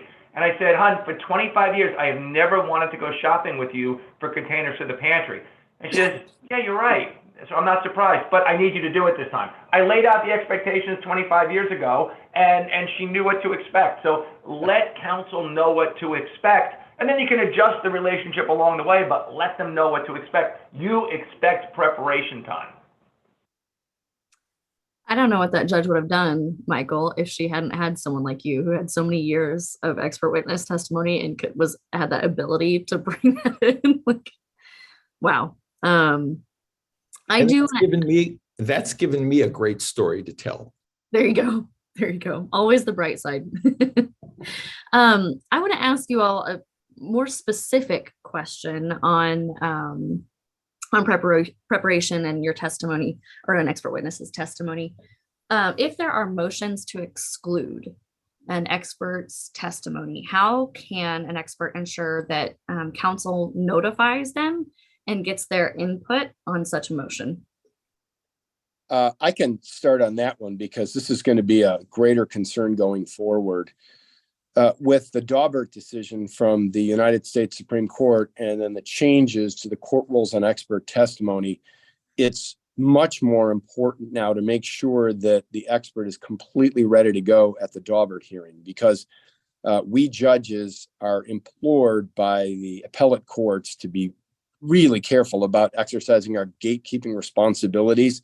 And they're about to amend the federal rules of evidence to make it even clearer still that it should not be abnormal to exclude expert testimony. Now, what that means is you can lose a case at a Daubert hearing before your trial even gets off the ground. And I'm not sure that attorneys fully understand that. Some do, but an awful lot don't. Because the general approach to Daubert hearings, in my experience as a trial judge, is that a lot of the judges who simply, the lawyers who are the proponents for the expert testimony simply say, just let it in, judge. It goes to weight, not admissibility. Well, that's not the way that this works anymore. It's a much more exacting standard. And if your retaining counsel doesn't understand the gravity of a Daubert hearing, that's something that you really have to push on.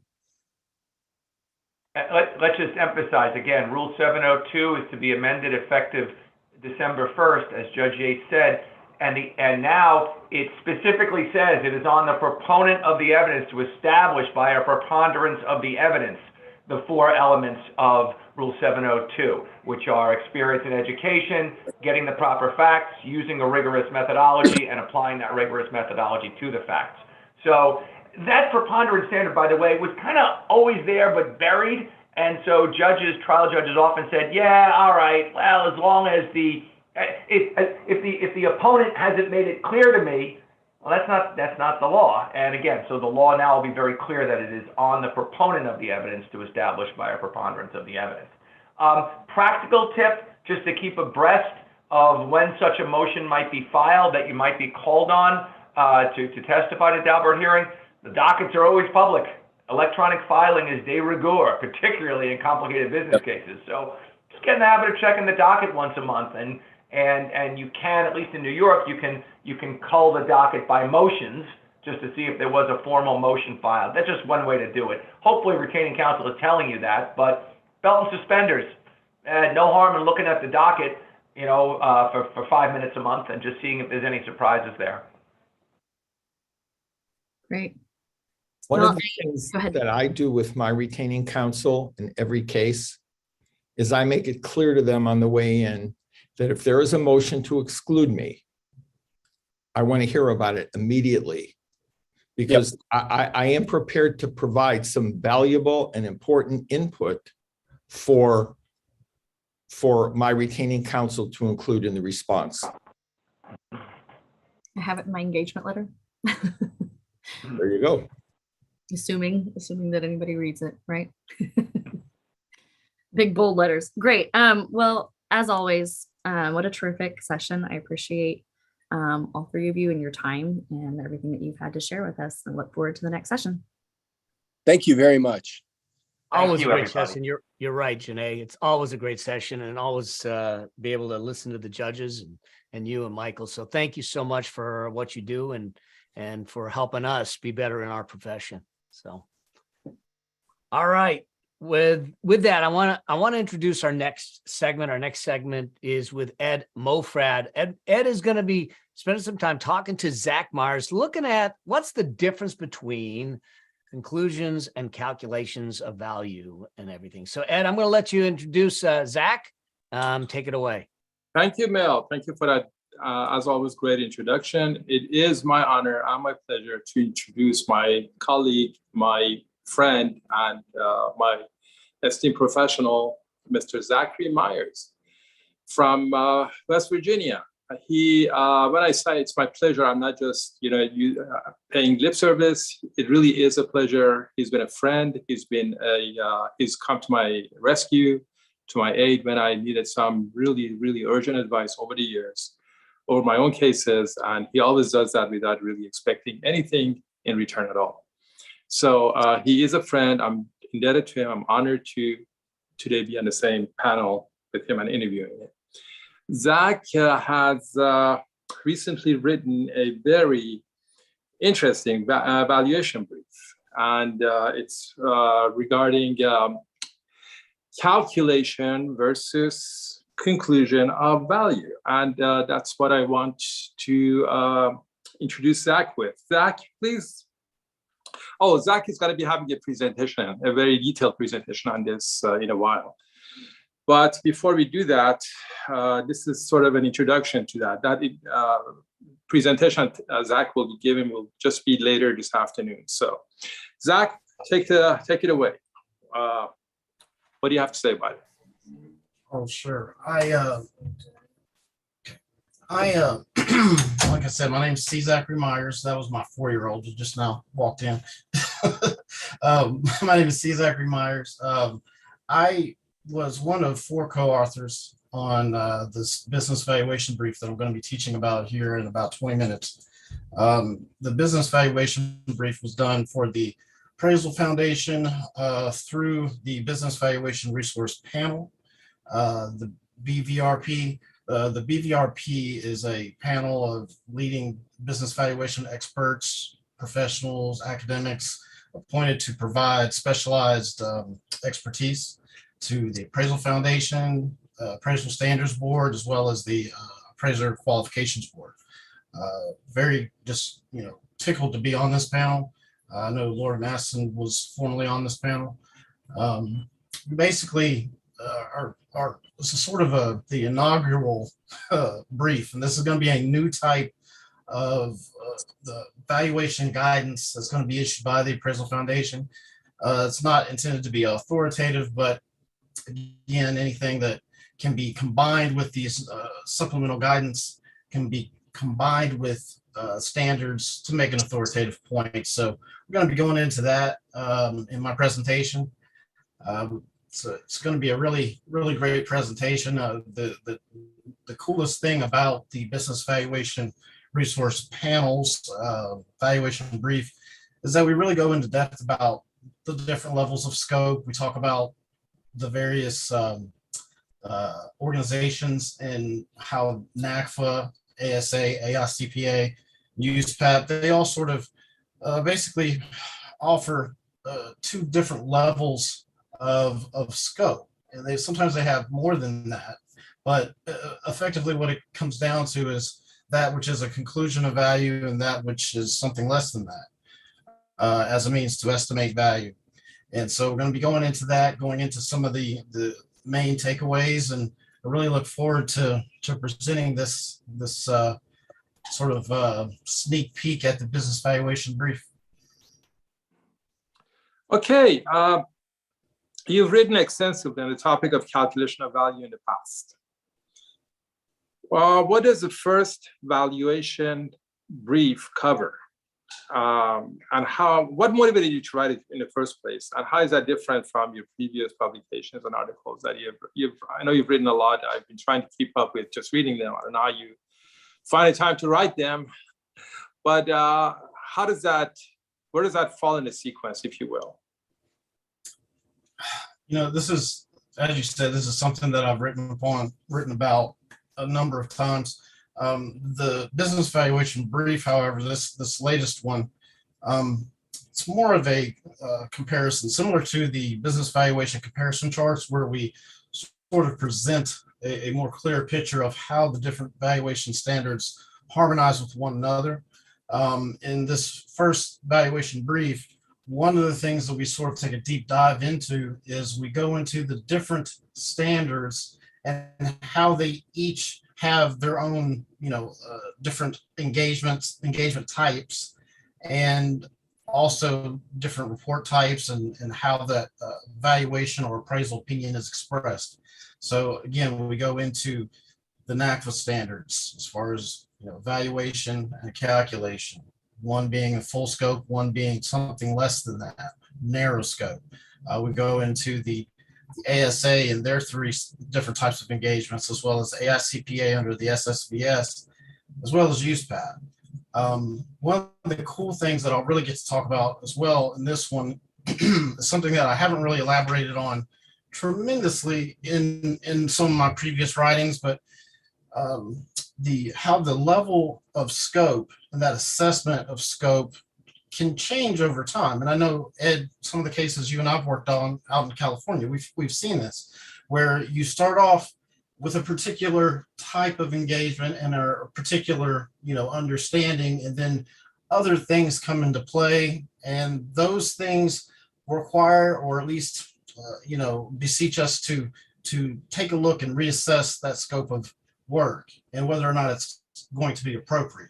And we're kind of going to go into a couple of those things in the presentation, but you have a continuous obligation to assess the level of scope.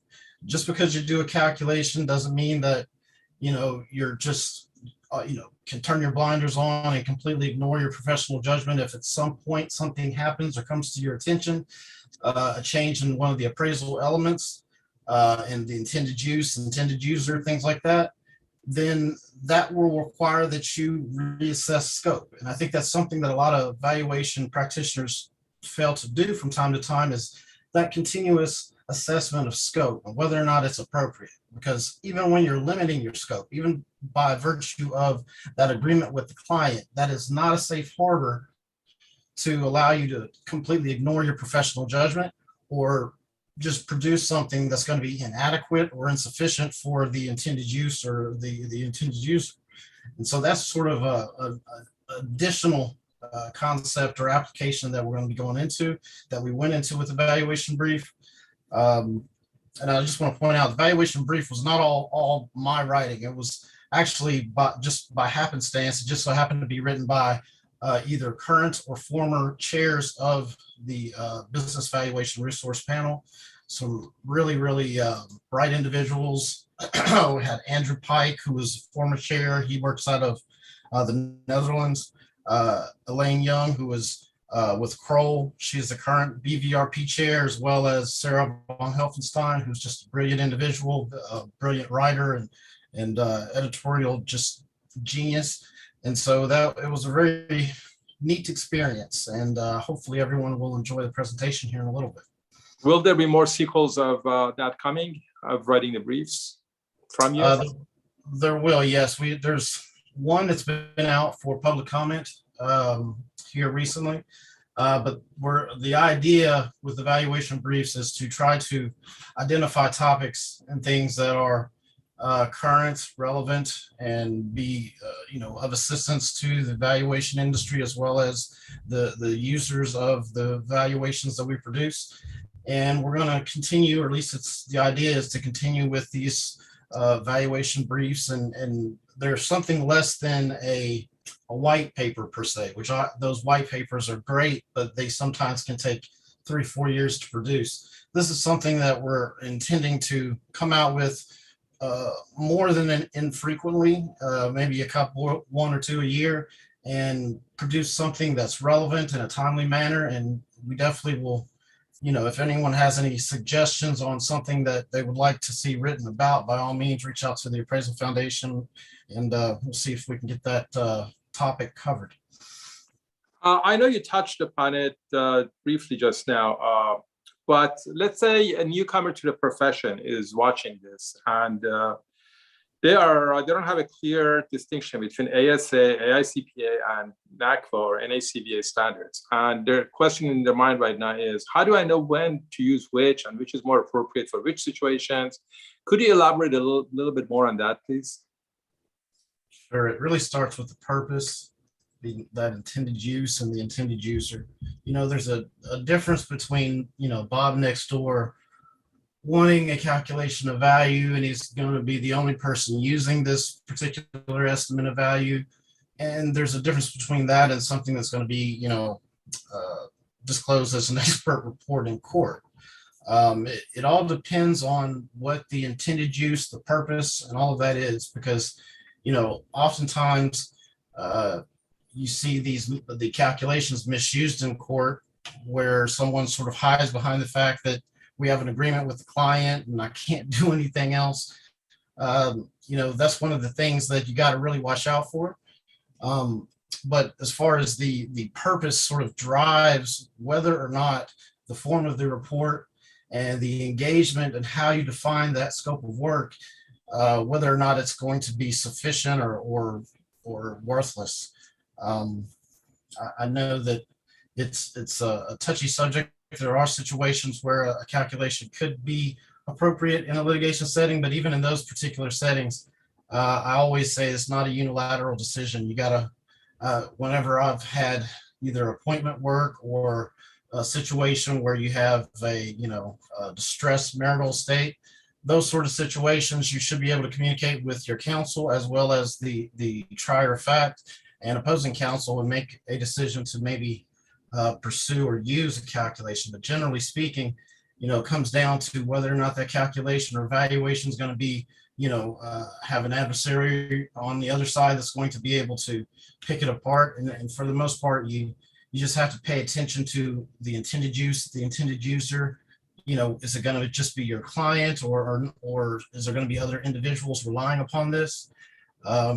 It's on a case-by-case basis. You have to be very careful and just sort of make sure that you fully understand the scope of work that's going to be necessary. And oftentimes that scope does change, so you have to pay attention to that as well.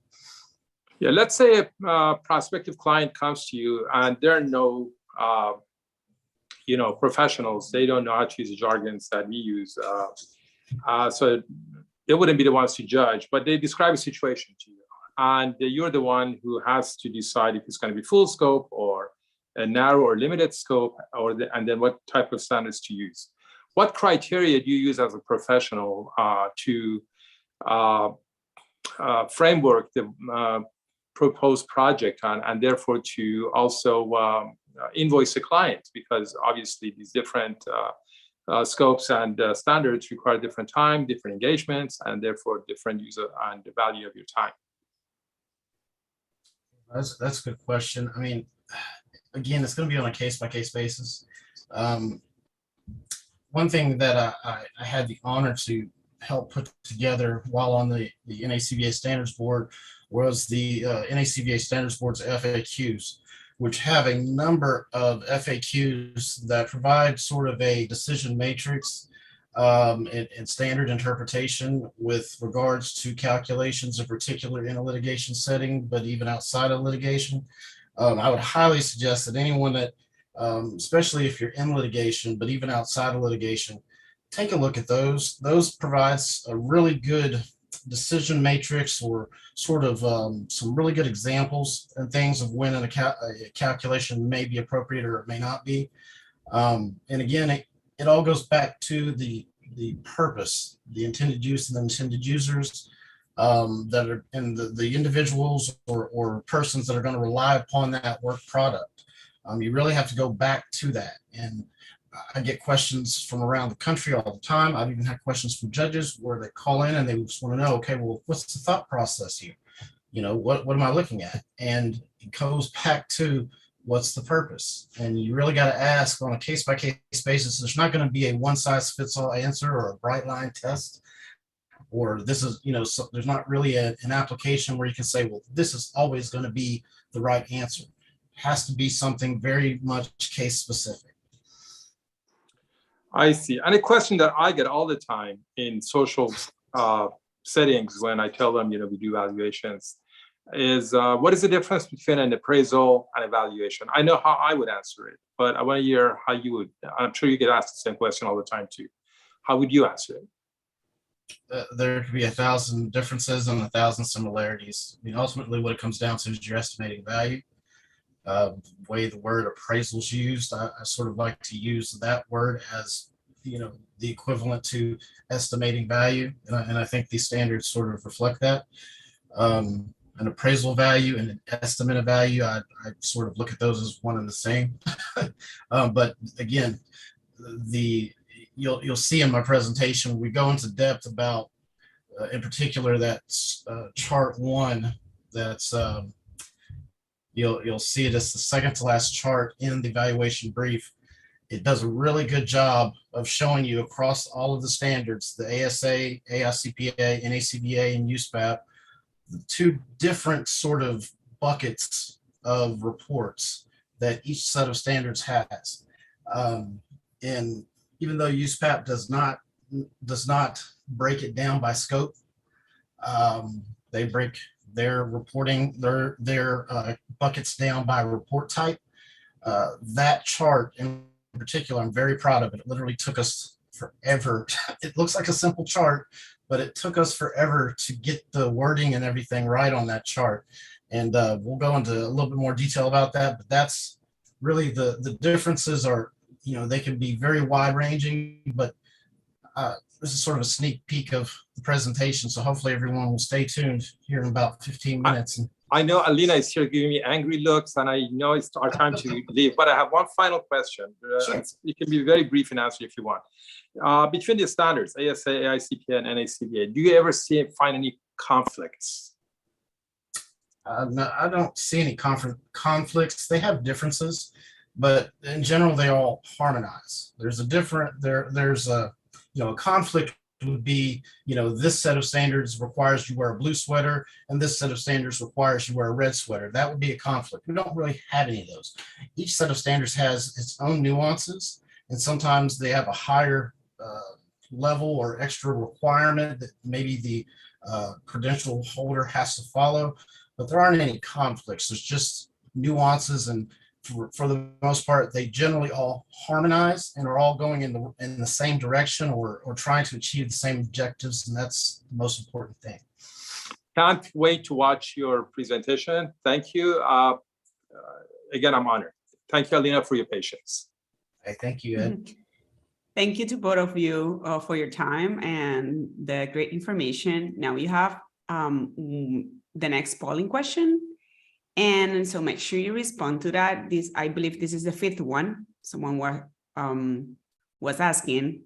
This is the 5th one. So make sure you respond to that. And then now we have Rod Burkert. And he's going to talk about your value ladder. He's an expert talking about building your brand and reviewing your reports. I remember when I started managing our department, I just reached out to him, and one of my seniors went with him through our report. So it was great. He has a lot of information about how to build up your brand. So Rob, you can take it from here.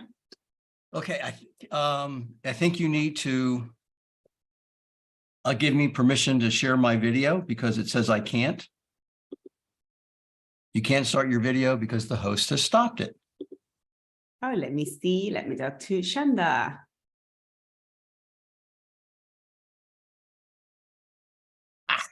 There we go. All right, we're cooking. We're cooking with gas. All right. Today, I want to talk about something that is not actually a term of art for us. It's used elsewhere in the marketing and professional services world, but it's called your value ladder. This could be a game changer because it involves a change to your business model or a potential change. So why is this important? Many of you know that I believe that our BV services are a closed ecosystem. And primarily that's because it is generally an all or nothing kind of thing.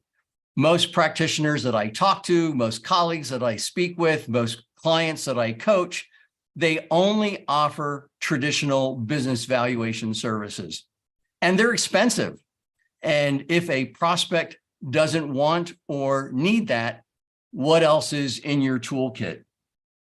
And perhaps the mindset to approach all of this topic is, if you are one of the many people who believe that either a recession is already here or it's coming and it's going to be even more of a firestorm because of the banking crisis on top of it, what will business owners need if things get as bad as some of us believe that they might? Are they going to, do they want a business valuation, or do they want an advisor to help them survive the crisis? And if we only offer valuation services, it seems like we're a one-trick pony. So here's what I think is important to know. An offer is, when the right offer, a conversion happens, somebody buys from you. When the right offer with the right message hits the right prospect at the right time. And if you're only offering a traditional BV service, the only offer that you have is business valuation services. The only message that you have is, I can help you value your business. The only prospects that you can attract are business owners or through their attorneys that need a business valuation. And the right time is the key. Not everybody needs a business valuation right now, tomorrow, next week. And that's certainly going to get drawn out if we go into a recession. Next slide. So here's what I see happening right now. Prospects are ready to come in our door, and they run into what I would call a value wall that prospects can't see over or around, because as far as they know, you don't market, sell, or deliver anything but a traditional business valuation service. And in most times that can be good, that's fine. But in times where business valuations aren't wanted or needed, what else can you do? Because we're not a one-trick pony. We have a ton of services that go into a business valuation. And the term that I love here is, we need to figure out what we can unbundle from our traditional valuation service and market and sell and deliver separately. And I'll show you what my ideas are. So, but here is here's how to think about your solution. What I would like you to create is a value ladder. So something that is valuable, achievable by the prospect or the client, and provides a tangible result to them. Well, what is that? Obviously, I'm drawing a Venn diagram here. What's that intersection? Well, on the left-hand side, it's what they want, what your prospects want and need you to do. And the second side is what you do, what you can deliver, what you can promise, what is in your wheelhouse, so to speak. So last couple of slides, here's how to do it. Here's how to do it. Again, this concept is not new. This may look like stairs, not a ladder, but the concept is the same. Basically, we want prospects coming in the door and being given a choice of how they might interact with you. Sure, in a recession, the right business owner at the right time might want a business valuation. and you can serve them with no change in your business model. But if somebody's not worked with you before and asking them to spend 10 grand for a business valuation, that's a big lift. And so what the concept here is, how can we offer a ladder of valuation services that increase in value and price as the prospect or the client ascends the ladder, moving from transactional at the low end to something that is transformational at the high end. And so here are some things that you can think about. At the free end, you could offer a newsletter or a blog or something on the order that just keeps you top of mind. I love, I think it was a year ago in the regional conference in Fort Lauderdale, Alan Colton was speaking and he said, you know, it's not like our clients and referral sources have a picture of us on their credenza along with all of their friends and family. Who most often gets the work is the person who is top of mind. And often who is top of mind is who hit that client or referral source last with some piece of information. And so having a free newsletter is a great way to stay top of mind with your clients and referral sources. The front end could be a lead product, which I'm going to talk about in just a second, but hold on to that concept, except that it is, let's talk about it this way, it is the gateway drug to a business valuation. I know that seems a little bit off color, but it's true. It's how I've heard, and it's how I've heard it referred before. In the middle then is your typical traditional business valuation. No change in your model, no change in what you're doing. It's what you're doing now in terms of business valuations. And then the last step is maybe some type of value improvement consulting. Again, something that provides much more of a transformational change than a transactional service. So what the heck is this, or could this lead product be? Well, organized by length of phrase, here's some different ideas that my coaching clients have come up with as lead product ideas. Again, something positioned between an absolutely free newsletter to, and somewhere in between that and a 10,000 or more business valuation. And these are all things that we are, I think, we're capable, as a profession, we're certainly capable of delivering. Maybe not you individually, everything on this list, but certainly you know enough about it that you could deliver it as a lead product if you chose to. So providing a financial dashboard, I'm surprised that no business valuation expert has come up with creating a financial dashboard or evaluation dashboard that helps a business owner keep their eye on the key value drivers of business. Sellability score, I'm not going to go through every one of these, but sellability score is something that was developed, created by the Certified Valuation Builder program. And basically, it's a series of questions that allows you to rate on a scale of 0 to 100 how sellable a particular business owner's business is at a given point in time. Obviously, courses and training, but other things like debt restructuring, lease negotiating, zero-based budgeting.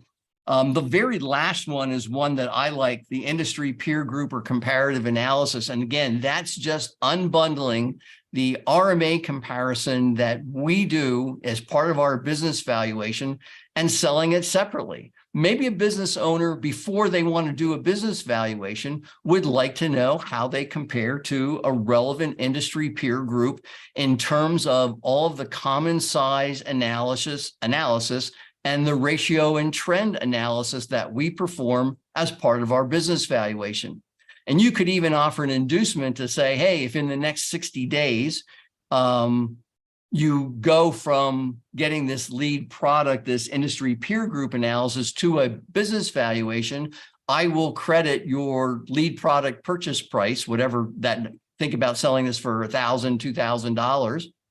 I will offset that against your business valuation. And it's kind of cool because you would have had to do this anyhow. So those are just some, I mean, not meant to be an all-inclusive or exclusive listing, but what else do you do as part of your business valuation process or as part of your past experience at another position or another employer that you could market, sell, and deliver separately so that somebody doesn't have a choice of either I get a business valuation from you or nothing. And I'm just going to end with here are just 4 examples of other people's value ladders. I don't really need to go into them, but Steal Like an Artist. They're just examples of what exists out there so that people coming into your door have a choice of door number 1, door number 2, door number 3 that corresponds with different items, different services that you offer in your practice. And again, I just think it's really important if you believe that there's a recession coming on and you want to prep your practice for that recession, I would want to be offering something else besides a business valuation. Alina, that's what again, somebody can go through these slides, but that's what I have today. If there's any questions, most of you know me, please reach out. Otherwise, time to get on with your day. Get to Zach's next session. Great. Thank you, Rob. Thanks. We are grateful to having you today with us. And this is the end of our show. But before leaving, we just started registering for our next conference. It's going to be in July 13 and 14. It's going to be in Snowbird, Salt Lake City, and also virtual. So make sure you register for that. We're going to have a lot of great sessions during that period. And you also have our last polling session. So make sure you respond to that. So with that, thank you for joining us. Our next broadcast is going to be May 15. Thank you all and have a great week. Bye-bye.